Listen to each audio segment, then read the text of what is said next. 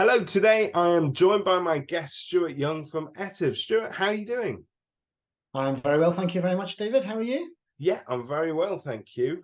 Good. Stuart, today we're here to sort of talk about how we're all trying to do our bit to make the process of buying and selling homes easier, more streamlined, more efficient. I think it's fair to say that there's a great deal of sort of challenges that face agents, but also on the ground, buyers and sellers every day.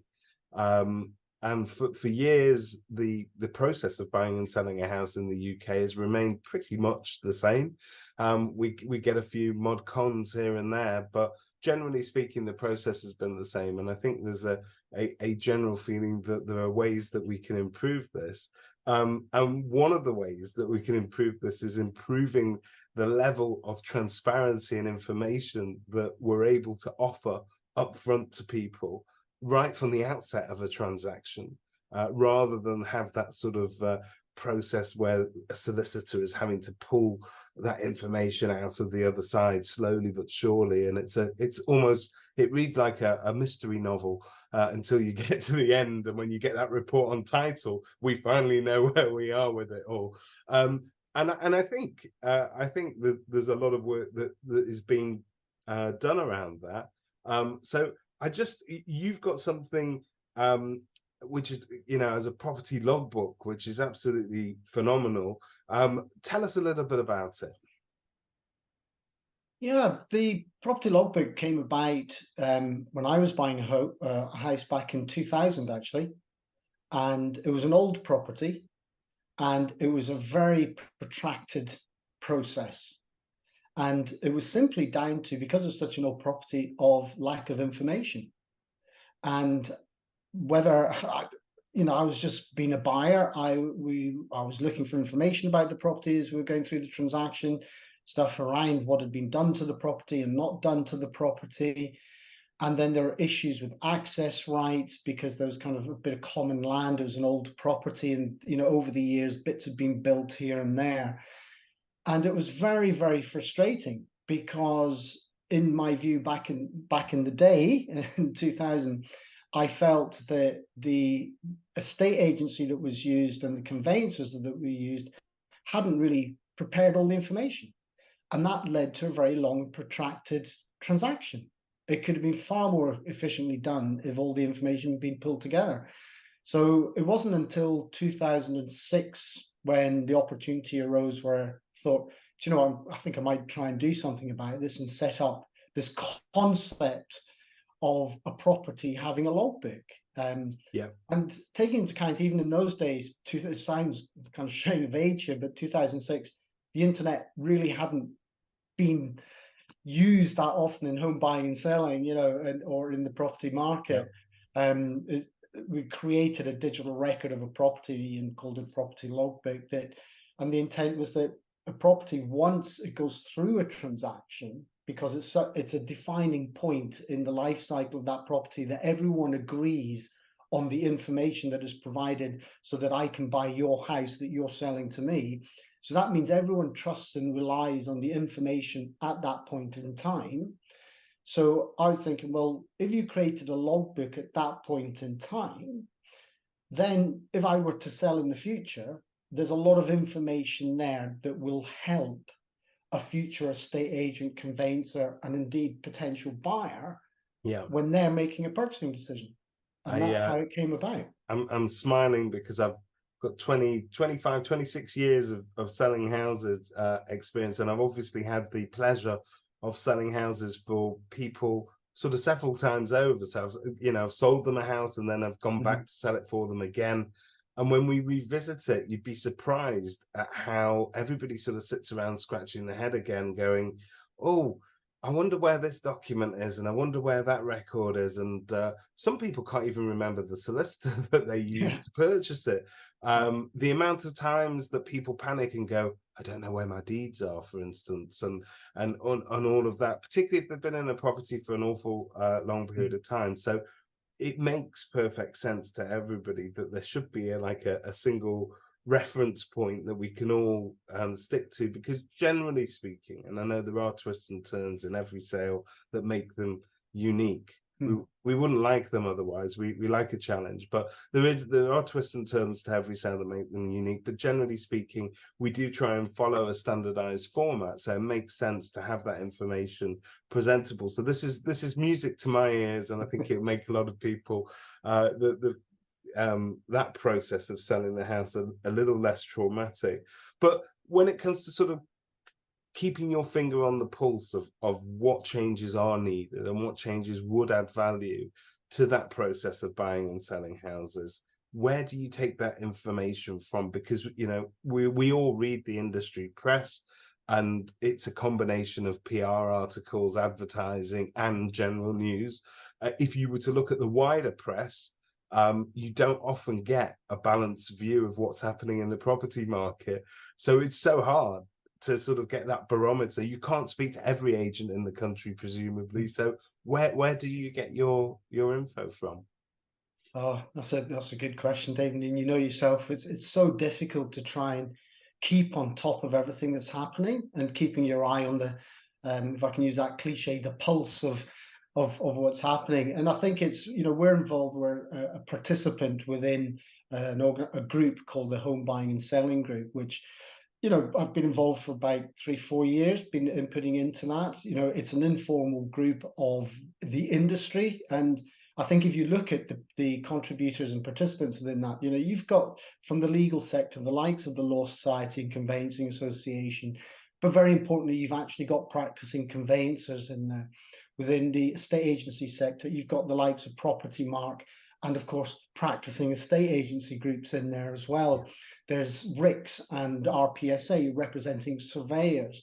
And then you've got people like us who are suppliers to the industry across a whole raft of different areas.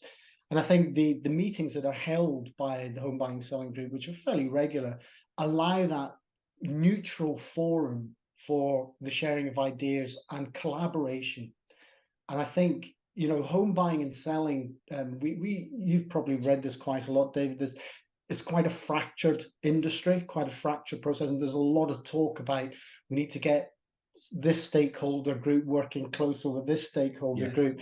So I think the Home Buying and Selling Group helps to support that and bring that collaboration together. And importantly, for companies like ourselves who are suppliers to the industry to work in open collaborative environments with conveyancers and lawyers, estate agents, surveyors, you know, whoever else is involved.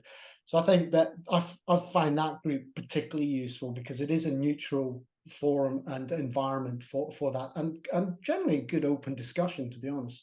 I think it's so important because you're right. As small as our industry is, sometimes when you tot it up in terms of the general size of it, when you compare it to other massive industries, yes, you know, we pale into comparison, but we are, for our size, quite disparate sometimes. We're separate.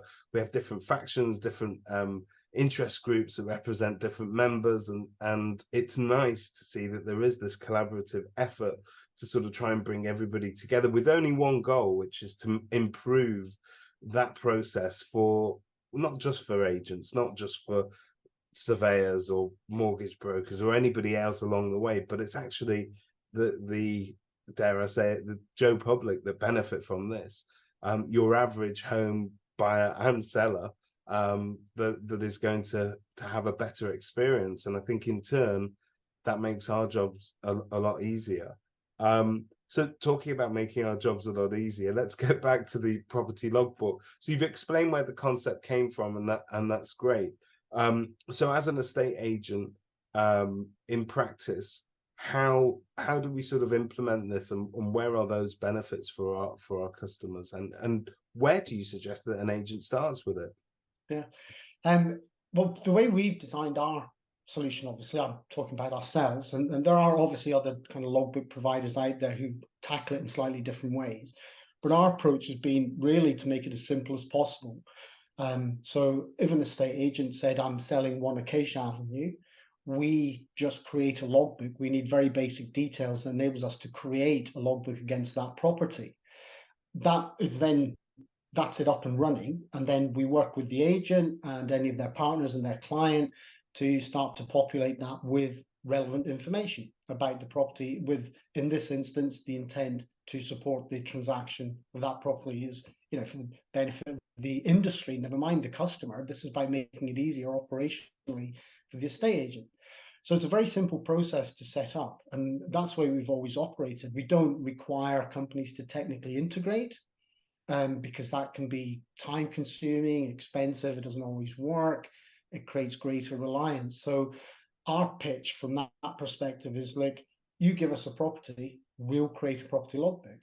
Now, the industry that we've worked across, we've worked with some companies where we're creating, I don't know, 2 or 3 logbooks a week or something like that, just depending when the properties come on the market, to the opposite end of the spectrum, where the most logbooks we've created in one go was actually for a local authority, and we created 15,000 logbooks in 3 days. So we did 5,000 a day in 3 bite-sized chunks.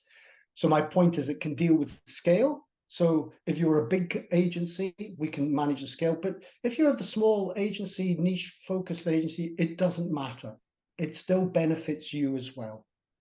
So typically speaking, if I'm an agent looking to sort of integrate this into our processes and do I introduce the concept of a property logbook right from the get-go at valuation stage when I'm visiting a customer at home? How are we best to sort of integrate it into our processes? Yeah, I think that's a good point. And I would always advocate for the agent to do that at the outset. I don't think people always appreciate, when I say people like me, consumers, home buyers and sellers, we probably don't always appreciate what work an estate agent is doing in the background, because it's not always that visible, So you can understand why some people kind of feel, oh, all the estate agent does is they stick it up on a portal and that's it. They don't always appreciate all the other work. So what we suggest to estate agents is to use the logbook at that outset. So if I'm speaking to Mr. and Mrs. Smith and they're selling their property, the logbook is put together in the context of marketing about the communication they're saying to the client. Look, it's a comprehensive digital platform. It's a centralized repository of information. It's essential information related to your property, and it's very much designed to enhance the marketing efforts that the estate agent is doing for the client of their property. So it can help the agent really stand out and say, we're going that extra little bit. Here's why our service is just different or better. We really want to market your property as best as possible. We want to present it into the market as best as possible to potential buyers. So that initial education piece, that helps the agent differentiate their service and product. And very importantly, understanding it's supporting their activities. It's not replacing. You can't replace that activity. And I think my impression is sometimes people think that technology is there to try and replace, but you're not. Home buying and selling is such an emotional and emotive process, and it is about people dealing with people. So it's important to stress that this technology is just there to help the agent market the property and present the property in the most favorable and informative light. I go back to my experience of when I was trying to buy, all I wanted was more information about the property. But the toing and froing of chasing delayed the transaction. So the estate agent, the conveyancer, delayed getting their fees. So I mean, ultimately, I dare say that you sometimes hesitate to sort of make these claims, but ultimately, the net result of introducing something like a property logbook from really the outset of the selling process is that it should lead to reduced transaction times. It should cut out the propensity of a property to reach a fall through, because as you said, you're waiting for information, you want more information. What happens if you get a piece of information that actually is so problematic that for you it's a deal breaker and you can't get over it? So we do know that there are fall throughs as a result of that. But we also know that, and I always say this to my customers, if I'm going out visiting them at home and they'll say, well, where do we advertise the property? And you may choose websites such as, and there are more, but you could say Rightmove, Zoopla, On the Market, you name it. There are tons of them. Now, a portal, when you're selling your property, is your best friend, because it's telling the world, my house is for sale, come and get it. But when you've agreed a transaction, it flips to being your worst enemy, because it's still filling your buyer's inbox with great properties that they could be looking at every day. The search for them doesn't just stop. So I think selling a house in 2023 means that somebody's head can get turned so much more easily mid-transaction. So it's about providing enough information to keep them invested in the process, but also to keep that momentum going. And I think being transparent from the outset is part of that process, because it really sort of demystifies. Not a lot of buyers, average buyers, will tell you that they truly understand what a solicitor does in the conveyancing process. And believe it or not a lot of agents can tell you exactly what they do. But if we were to demystify it and say, look, these are the questions that come up, this is the information that are needed, these are the points that your buyers, your future buyers, are going to be looking at as well, I think we're doing everybody a massive favor, aren't we? I think there's two interesting points you make there, David, and I think getting people to understand the benefits of something like this. A logbook can benefit the professionals that are involved in the transaction, and they quite often need access to very specific information to facilitate that transaction. The consumer, the buyer, wants something totally different. They're not interested in the title or the title plan. That's the reality of it. Yeah, What they truth. want to know is it's got a nice kitchen, it's got a nice bathroom, garden, double garage, and they want to know about the physical attributes of the property. A good estate agent will, well, typically a buyer will know about the location that they're moving into. They know about the schools and stuff like that. But when it comes down to the property, so this allows the agent to meet their specific need in terms of what does an agent need to market a property, and they'll know what grabs the buyer's attention. But then when they're working with the client, a potential buyer, they're dealing with that client in a different way, that buyer, giving them the information that they want and need to help them make that quicker decision. And, if I go back to my personal experience, I was looking for stuff around the warranties, around the dry rot, and it was an old property, so I needed the certificates around the dry rot work and damp coursing that had been done by the central heating system. That's what the buyer wants. I wasn't interested in title plans and access plans when I bought the property, but the conveyancer, on both sides, the solicitors need that, and the estate agents need that. So I think you've touched on a good point there by getting people to understand they can use this as a tool to support them as professionals, which is one aspect, and then the customer, the client, on the other side of it. Does that make sense? And it's great timing, because there is that shift at the moment within our industry in terms of legislation as well, the provision of upfront information, which previously was a serving suggestion, if you like. You either gave more information or you didn't, but agents weren't necessarily having to do it as a matter of law and a matter of fact.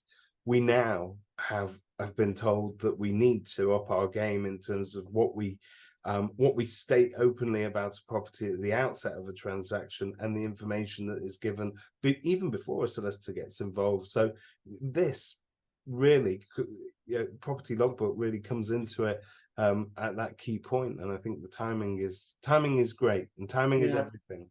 Well, I think the industry, as well as I do, the general stats are, is it approximately 27% of transactions fail, or is it 30%? It's a very high figure. Significant figure, isn't it? It is.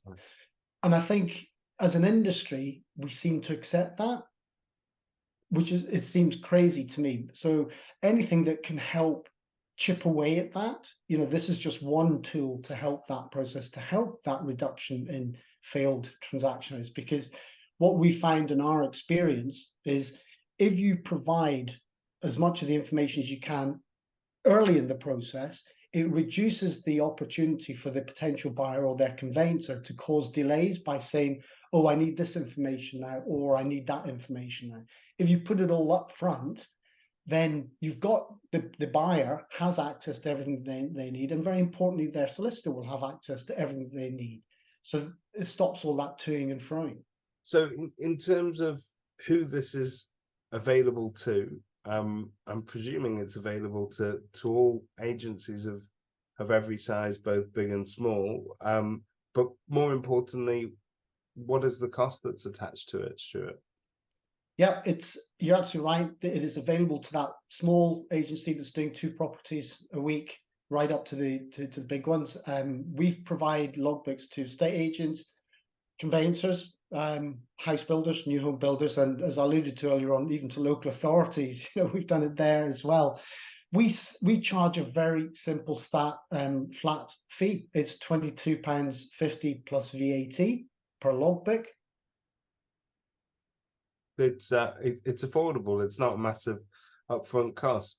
And how do you suggest that agents deal with that? Do you see agents sort of recharging that to a client as part of their upfront costs, or is this something that you would recommend that agents work into their marketing package, for instance? I think it's entirely up to the agent in terms of how they're dealing with their client, but they're the ones that will be able to make a far better judgment call on the client that they're dealing with, and maybe the way that they operate. There's absolutely no reason why they can't push that cost back onto the client. It's perfectly reasonable, I think, because they're doing additional work into that. If they want to carry it as their own fee, that's up to them. The one thing I can say, which might help agents, is albeit it was quite a few years ago, we actually paid an agency to go in and do, it was a market research agency, to go and do some customer interviews. And it was on a new build development because simply it was a lot easier to do there because we were able to get all the customers at the one time. So we got a very good random. And one of the questions was, would you pay for this? And I can't remember the exact figure, but most of them all said they would gladly pay for it because they saw the benefit to them, not just in their initial purchase, but when they came to sell in the future. So even the client could see, because they'd just gone through the painful process and exciting process of buying a property, but they could see the potential value to them later on when they came to sell. Because I presume what you're saying is that the property logbook at the end of the transaction actually belongs to the homeowner as opposed to the agent. So if they choose to sell again in the future, they've still got access to that information. They're free to choose an agent, even if it's not the original agent that sold them. And that information is personal to them rather than to the agent that initially gave it to them. Is that correct? Yeah, that's a very good point, David. And how we work it is, so I buy a property through David Mint's estate agencies.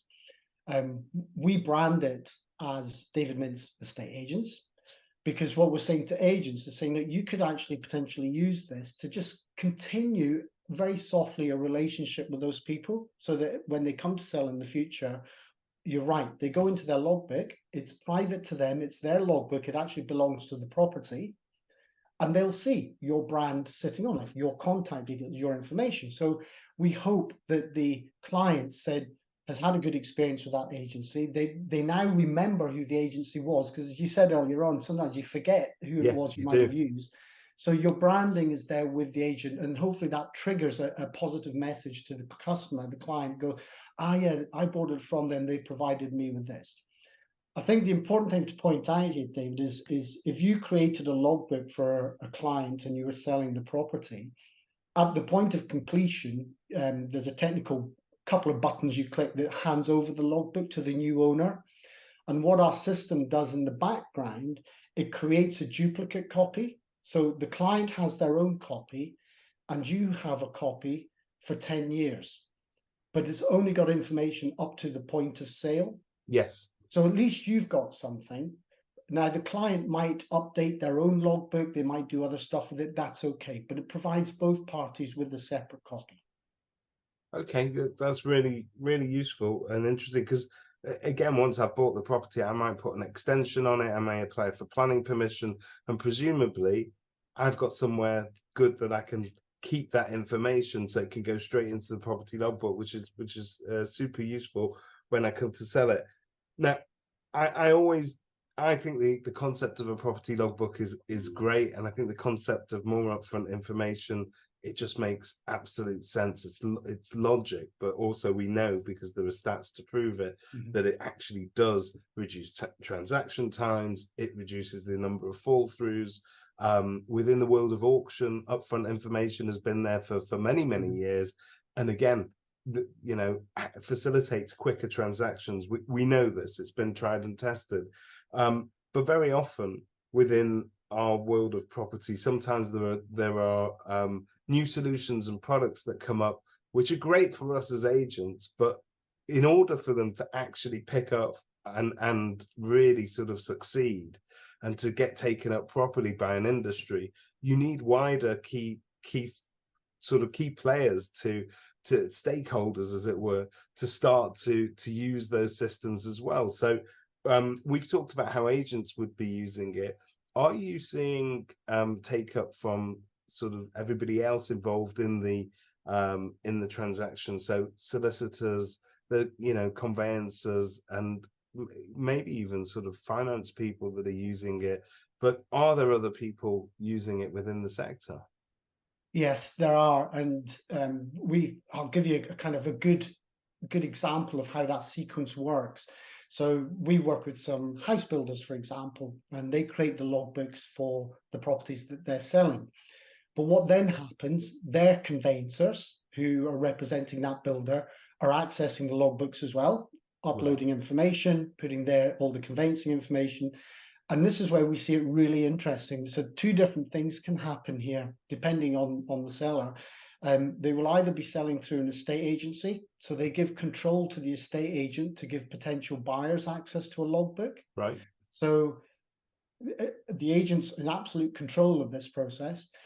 And then the conveyancers, the builders' lawyers, what they're doing is they're then giving the lawyers access to the information within the logbook. So there, in one transaction, you've got multiple parties sharing access of information to that logbook. What then we find happens is where someone receives that information, they go, oh, this is interesting because it's quick, it's easy, and I've got everything I need. And that leads then to other people coming to us and saying, oh, can we trial this? Can we have a look at it? Can we try it? The finance sector is an interesting one. It's slightly more difficult because of their requirements. A lot of their requirements, especially at the lending sector end of the spectrum, is very much around risk, because they're managing risk. They're providing a mortgage against it. So I've got to be very careful about what a logbook can do and not do. I wouldn't want to oversell it, as you might say. It benefits estate agents, house builders, conveyancers, and buyers and sellers. Very simple, done. When it comes to the market of not so much brokers, but lenders, we're not in that space. There are very specific, unique tools that lenders need, and we don't sit in that space. Okay.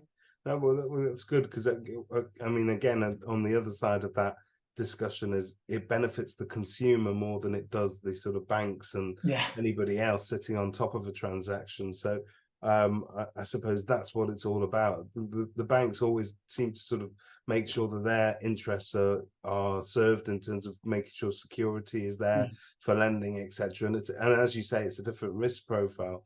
The risk that a buyer has to weigh up in their head together with their solicitor when they're buying a property is entirely different on different parameters. So this is a really interesting product, and it's obviously available for people to start to roll out and to use. I'm aware of similar products out there. How does yours stand out?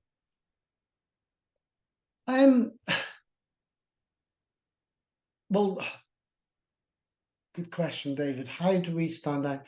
The approach we've taken has always been about the life cycle of a property. So depending on who you are, the logbook benefits different people at different times, and that's been our approach. There's a lot of companies out there that are logbook type providers. In my understanding of the marketplace, a lot of them are very focused purely on the conveyance, the transaction, and that's it. They're like sales progression tools, or they capture information and fully support the conveyancing part of the process, or the sale part of the process, which is absolutely fine. Ours takes a much longer term approach to the property and how it's passed between owners, and that data stays with the property, and so it builds that historical record of the property. The second part of what we do, so for example, the logbook, we ran the 3 largest water and energy smart metering projects in Scotland. As you can probably tell from my accent, I'm based in Yes. Scotland. And we use the property logbook as a smart metering platform. So you can integrate smart metering into the property logbook if you want. We've done it. As I say, the 3 largest projects that we're running in Scotland. So the problem with that, though, is smart metering. As you know, there's still a lot of problems around smart metering. The third thing about what we do is some other work that we're doing is working with the government and the sector on identity verification in the home buying and selling process. So one of the pieces of work we're doing with like GeoPlace, for example, is we set the standards for identity, but we can now link an identity, a certified identity, and this is quite important, to a property. And the distinction here, and this is an absolute no-no, is not putting the identity in with the property information. They have to be 2 separate entities. So our approach is very much looking at the whole kind of wider holistic view of someone owning a property. What are the key life events that they go through in terms of a property? Home buying and selling is one thing. Identity verification, which is increasingly important now these days, is not just property transactions being digital, but life transactions. Yep, absolutely, yeah. There's stuff around utilities. The logbook as well is used for within social housing. So if you're a tenant, or there's an aspect around the logbook that's used to support a tenant in a property.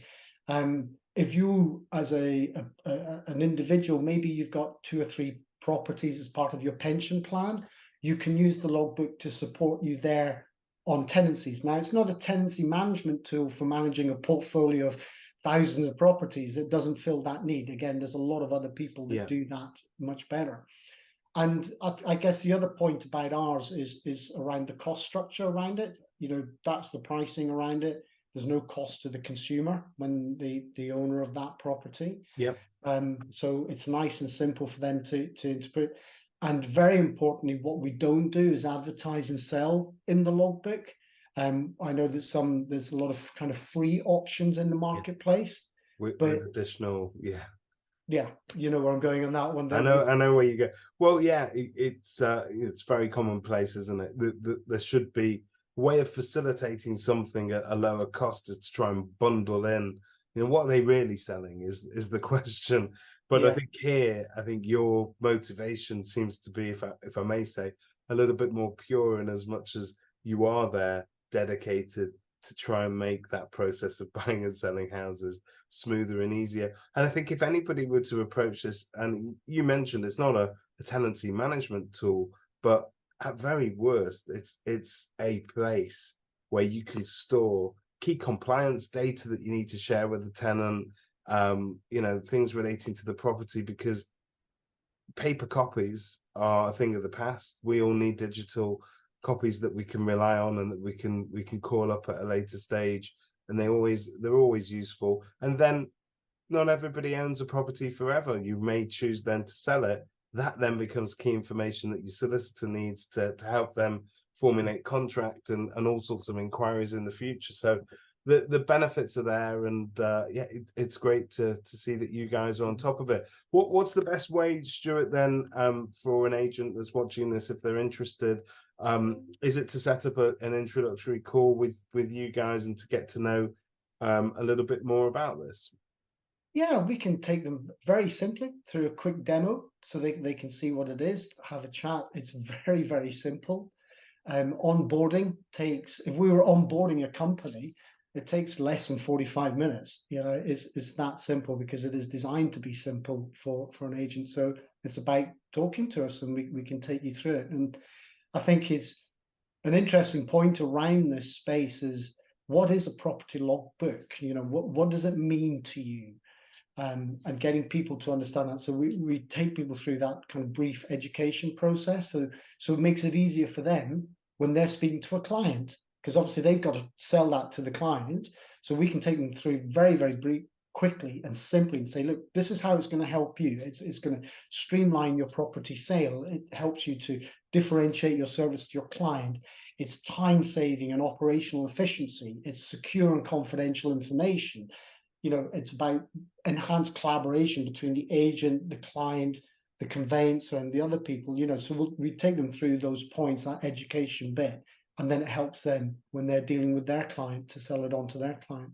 There are plenty of USPs here, and you haven't specifically mentioned it, but my agent's head is ticking away here, and I can see how this actually could be a USP for the agent in terms of when you're marketing yourself and you go into a property, turning up with the same information that everybody else has got and the same standard pitch doesn't do anybody any favors, but going in a really helpful manner and saying, look, this is what makes us slightly different. We've chosen to back this, this level of upfront disclosure, if you like, and this is a key benefit to our customers. I think it's superb, and hopefully many agents will benefit from that. Well, I think, as I said it earlier on, David, the problem is a lot of people don't always fully appreciate what estate agents do in the background. So they get fixated on the fee, how much are you going to charge me? And they're just basing their decision on that. And I think for agents and indeed conveyancers and other people involved in the process, because it's not always quite transparent what they're doing, it gives, you're absolutely right, the agent that opportunity to help differentiate and say, yeah, we do the same as everyone else, but we also do this. We take it further. And hopefully, well, as I said, hopefully it helps the agent to then just think about building their brand as a longer term relationship with that person. It might be different people because people come and go, but it's the brand, the company, the agency that's behind it can use that to help just build that slightly longer term relationship. That's fantastic. Stuart Young from Etive, thank you very much for your time. Thank you, David. I enjoyed that. It was good.